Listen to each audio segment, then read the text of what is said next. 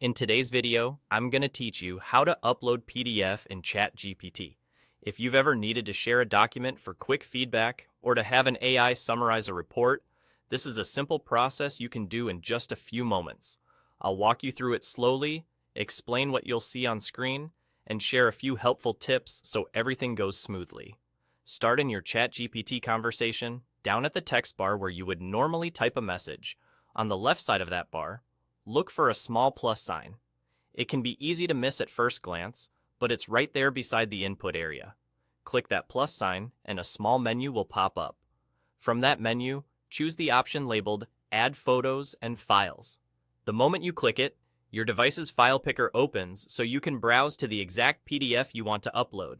Now, navigate to the folder where your file lives.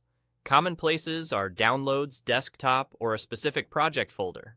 If your file list looks cluttered, you can use the search box in your file picker to type part of the PDF's name. When you see the PDF you need, select it. Depending on your device, you'll either click Open or choose to confirm. You'll see the file appear near the text bar, often as a small thumbnail or a file name tag. If there's a short progress spinner, just give it a second to finish. That attachment indicator means the PDF is ready in your chat.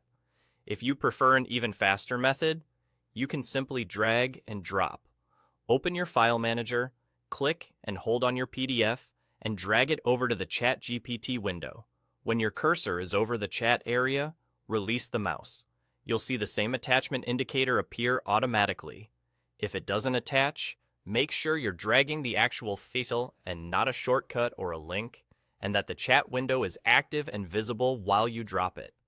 A few quick tips to make this painless.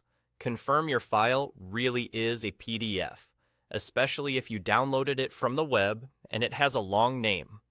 Renaming it to something clear can help you keep track. If you don't see the plus sign, try widening the window or updating your app.